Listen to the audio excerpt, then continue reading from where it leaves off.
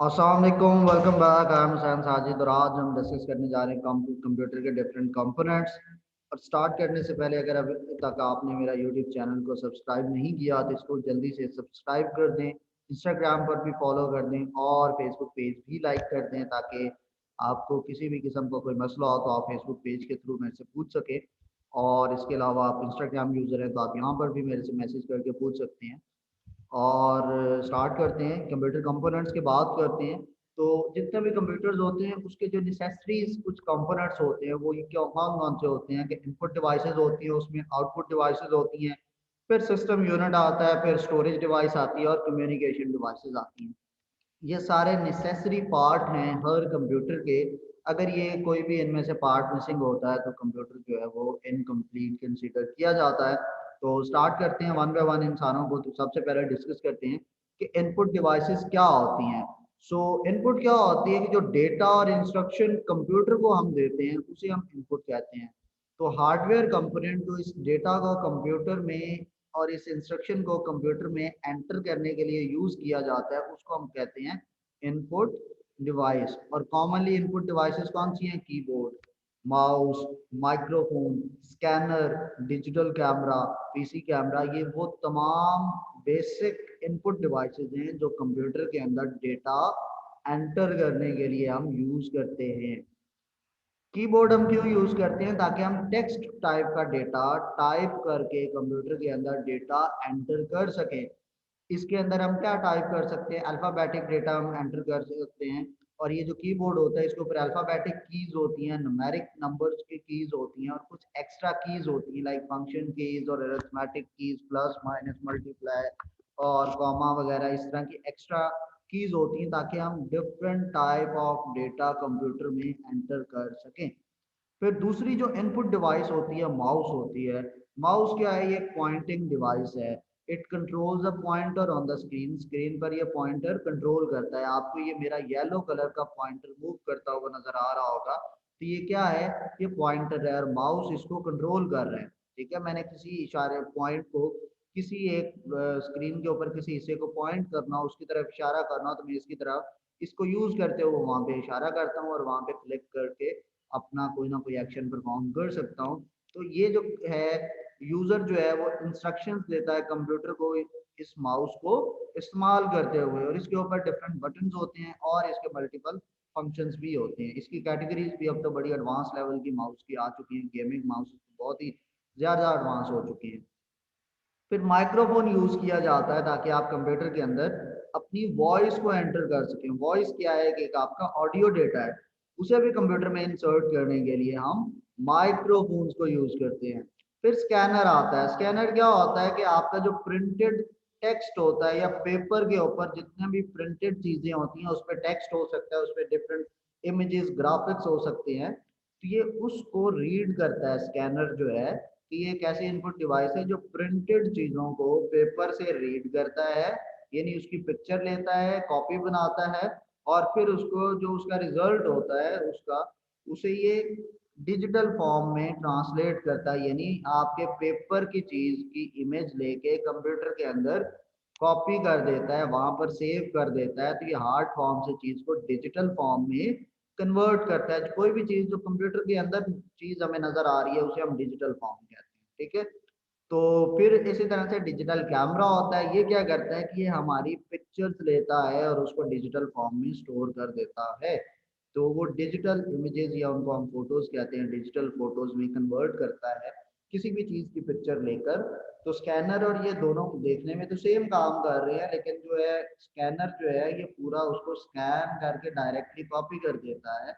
लेकिन digital camera जो है ये कॉपी करने के बाद डायरेक्टली कंप्यूटर में सेव नहीं करता, ये अपनी मेमोरी में सेव करता है। फिर इसकी मेमोरी से कंप्यूटर में चीज को कन्वर्ट करना पड़ता है, कॉपी करना पड़ता है। लेकिन स्कैनर डायरेक्टली वहां पे कॉपी कर देता है। इसी तरह से आगे हम बात करते हैं, दूसरी हमने बात की थी आउटपुट डिवाइसेस की। तो आउटपुट क्या होती है? कि जो प्रोसेस्ड डेटा होता है इनटू इंफॉर्मेशन उसे हम आउटपुट कहते हैं। और हार्डवेयर जो होता है कंपोनेंट, जो सा हार्डवेयर कंपोनेंट उस इंफॉर्मेशन को डिस्प्ले करता है यूजर्स के सामने, उसे हम कहते हैं आउटपुट डिवाइस। इसके अंदर जो कॉमनली यूज हो रहा है वो मॉनिटर है, स्पीकर है और प्रिंटर है। मॉनिटर क्या करता है कि ये चीज़ों को स्क्रीन पर हमें दिखाता है, उसमें वीडियो में ये दिखा सकता है, ये हमें डिस्प्ले ग्राफिक्स कर सकता है, ये हमें कुछ टेक्स्ट दिखा सकता है। जिस तरह से अभी आपको ये स्क्रीन पर टेक्स्ट नज़र आ रहा है, आउटपुट डिवाइसेस और ये सारा, उसके अलावा ये ऊपर लोगोज नज़र आ रहे हैं आपको, तो ये क्या है, ग्राफिक्स हैं इसके साथ, बाकी ये टेक्स्ट आपको नज़र आ रहा है। इसी तरह से ये सारी चीज़ें आपको स्क्रीन पर नज़र आ रही हैं, तो ये मॉनिटर के थ्रू हो रहा है। तो मॉनिटर क्या है, हमारी आउटपुट डिवाइस है। दूसरी एक आउटपुट डिवाइस होती है, उसको हम बोलते हैं प्रिंटर। ये क्या करता है, ये पेपर के ऊपर हमारी आउटपुट को डिस्प्ले करवाता है, उसकी पेपर के ऊपर उसका इमेज बनाता है। अगर मैं अभी अपनी स्क्रीन का प्रिंट लूँ तो ये एज इट इज चीज पेपर के ऊपर जाकर प्रिंट हो जाएगी, और इस तरह से मेरी जो आउटपुट है वो एक पेपर पर कन्वर्ट हो जाएगी। फिर एक और भी आउटपुट डिवाइस होती है, वो मेरी आवाज को लोगों तक पहुंचाती है, उसे हम बोलते हैं स्पीकर। आप मेरी वॉइस को अपने स्पीकर के थ्रू सुन रहे हैं। So speaker is used to hear sound, music and voice inputs. अब मैं जो बात कर रहा हूँ वो कंप्यूटर में कॉपी हो रही है, तो ये क्या है, मैं वॉइस इनपुट दे रहा हूँ कंप्यूटर को, लेकिन ये रिकॉर्डिंग के बाद ये आप तक पहुंचती है, आप इसको सुन सकते हैं। तो ये क्या है, आपके पास वॉइस आउटपुट है, और वॉइस आउटपुट जो है वो स्पीकर के थ्रू होती है। तीसरा कंप्यूटर का नेसेसरी कंपोनेंट जो होता है वो होता है सिस्टम यूनिट। सिस्टम यूनिट क्या है कि ये बेसिकली एक बॉक्स होता है that contain different electronic components of the computer used to process data.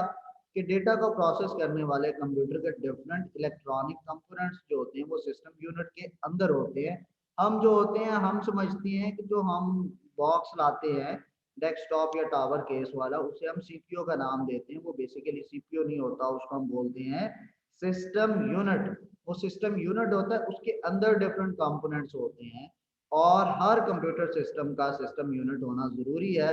Electronic component जो है जितने भी होते हैं सिस्टम यूनिट में, वो कनेक्टेड होते हैं मदरबोर्ड के साथ। इसके अंदर एक बड़ी सी चिप होती है जिसका नाम के हम मदरबोर्ड रखते हैं। वो जो मदरबोर्ड होता है उसके ऊपर तमाम के तमाम जो कंप्यूटर के छोटे छोटे चिप्स होती हैं, कंपोनेंट्स होते हैं, वो कनेक्टेड होते हैं। मदरबोर्ड को हम सिस्टम बोर्ड या मेन बोर्ड का नाम भी देते हैं। और ये जो सिस्टम बोर्ड या मदरबोर्ड होता है, ये तमाम कंप्यूटर सिस्टम के तमाम कंपोनेंट्स के लिए एक कम्युनिकेशन मीडियम होता है, यानी वो इसके थ्रू एक दूसरे से बात करते हैं। इंपॉर्टेंट कंपोनेंट्स जो है सिस्टम यूनिट के, वो सीपीयू और मेमोरी है, और भी चीजें इसके अंदर होती है, लेकिन ये इसके दो मेन इंपॉर्टेंट कंपोनेंट्स हैं। CPU basically it stands for central processing unit, और इसको हम प्रोसेसर भी कहते हैं। ये 1 इंच की या 1 से 1.5 इंच की एक छोटी सी चिप होती है जो कंप्यूटर के अंदर लगी होती है, उसका नाम हमने सीपीयू रखा होता है। जबकि हम पूरे डिब्बे को सीपीयू कह रहे होते हैं, वो डिब्बा सिस्टम यूनिट होता है। और ये जो प्रोसेसर है, सीपीयू है, छोटी सी चिप, ये कंप्यूटर का ब्रेन कहलाती है। It is the most important component of the computer. जितनी भी कंप्यूटर की इंस्ट्रक्शंस होती हैं वो तमाम की तमाम सीपीयू एग्जीक्यूट करता है, और उनको हैंडल करता है, उनको मैनिपुलेट करता है, उन्हें इंटरप्रेट करता है। वो सारा का सारा काम सीपीयू में हो रहा होता है।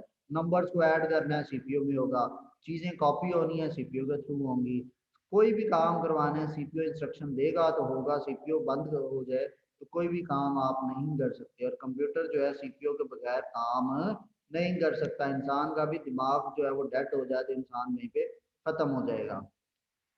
कंपोनेंट्स जो हैं सीपीयू के, वो उनके पास कंप्यूटर के अंदर सेंट्रल प्रोसेसिंग यूनिट यानी सीपीयू होना जरूरी है, इसके बगैर आप कंप्यूटर को चला नहीं सकते।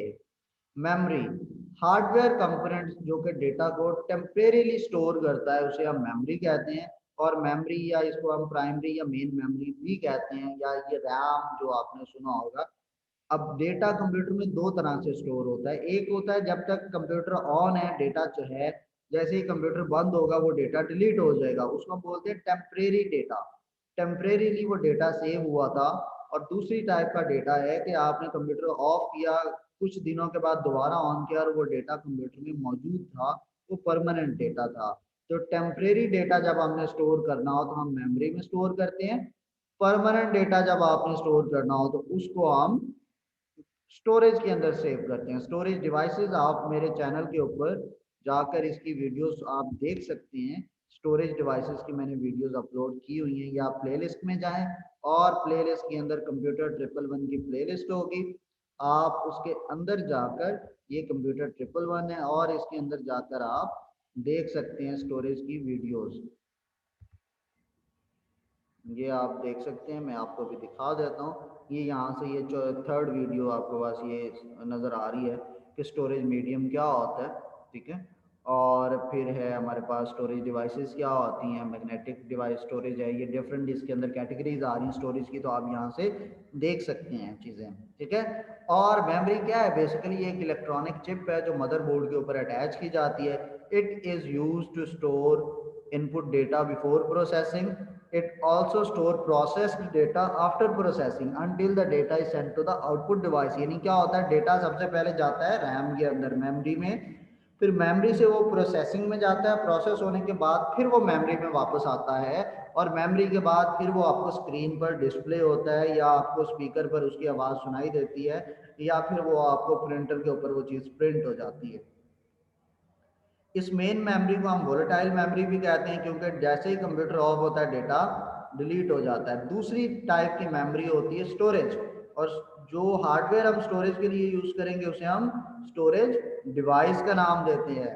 The hardware component is use to store data, instruction and information permanently are called the storage devices. यानी परमानेंटली आपने कोई डेटा, कोई इंस्ट्रक्शन, कोई इंफॉर्मेशन सेव करनी है, तो आप उसके लिए जौन सा हार्डवेयर कंपोनेंट यूज करेंगे उसका नाम स्टोरेज डिवाइस होता है, ठीक है। इसके हम नॉन वोलेटाइल भी कहते हैं। नॉन वोलेटाइल का मतलब है कंप्यूटर ऑफ होगा तो डेटा डिलीट नहीं होता, जो डेटा इसमें सेव है वो सेफ रहेगा, उसको कोई खतरा लाक नहीं है, आप बिल्कुल परेशान ना हो कि वो डेटा डिलीट हो जाएगा या उस डेटा को कुछ हो जाएगा। इसकी अगर हम एग्जांपल्स की बात करते हैं तो इसमें magnetic storage devices, optical storage devices, flash memory storage devices ये आती हैं, और ये सारी आप यहाँ यूट्यूब चैनल के ऊपर यहाँ पर इनकी वीडियोस मौजूद हैं कि स्टोरेज मीडियम के बाद ये स्टोरेज डिवाइसेस और मैग्नेटिक स्टोरेज डिवाइसेस, फिर हार्ड डिस्क, फ्लॉपी डिस्क, वो इन्हीं के अंदर आती हैं। आप इन सब की वीडियोस वहाँ पे देख सकते हैं। नेक्स्ट जो कंपोनेंट आता है नेसेसरी और लास्ट कंपोनेंट है वो कम्युनिकेशन डिवाइस होता है। ये ऑप्शनल भी हो सकता है, इसके बगैर भी चीज़ चल जाती है कि hardware component use to communicate and exchange data, instruction and information with other computer are called communication devices. यानी एक कंप्यूटर दूसरे कंप्यूटर के साथ कोई डेटा, कोई इंफॉर्मेशन, कोई इंस्ट्रक्शन अगर शेयर करना चाहता है तो वो कोई ना कोई हार्डवेयर का कंपोनेंट यूज करेगा। उस कंपोनेंट का नाम जो है वो कम्युनिकेशन डिवाइस होता है, और उसकी डिफरेंट कैटेगरीज हैं। उसके अंदर एक फेमस जो है वो मॉडेम है। मॉडेम भी एक एग्जांपल है, ये डिफरेंट कंप्यूटर्स के दरमियान में कम्युनिकेशन के लिए यूज की जाती है। It enable the computer to communicate with other computer through telephone line या केबल। ये जो मॉडेम होती है ये एक कंप्यूटर को दूसरे कंप्यूटर के साथ बात करने के काबिल बनाती है, डेटा शेयर करवाती है। किस तरह से, दरमियान में टेलीफोन लाइन या कोई केबल होती है उसके थ्रू, ठीक है। सो हम डिटेल में इसको भी आगे कम्युनिकेशन डिवाइसेस के ऊपर पूरा एक क्वेश्चन होगा, लॉन्ग क्वेश्चन है, डिटेल नोट है। लेकिन अभी थोड़ा सा ये कंप्यूटर के कंपोनेंट्स थे तो यहाँ पे शॉर्ट शॉर्ट इंट्रोडक्शन देना था हर चीज़ का, वरना ये टॉपिक बहुत लंबा हो जाता। और अगर आपका एग्जाम में ये क्वेश्चन भी आता है तो आपने इतना ही इसके अंदर लिख देंगे तो ये भी काफ़ी ज़्यादा आपका टॉपिक कवर हो जाता है। तो कोई भी आपका क्वेश्चन होता है तो आप फेसबुक पेज या इंस्टाग्राम पेज पर मेरे से पूछ सकते हैं, या इस व्हाट्सएप या ईमेल एड्रेस पर भी पूछ सकते हैं। इंशाल्लाह आपसे अगली वीडियो के अंदर मुलाकात होती है, और आपका कोई भी सवाल हो तो बिला झिझक आप पूछिएगा। तब तक के लिए अल्लाह हाफिज़।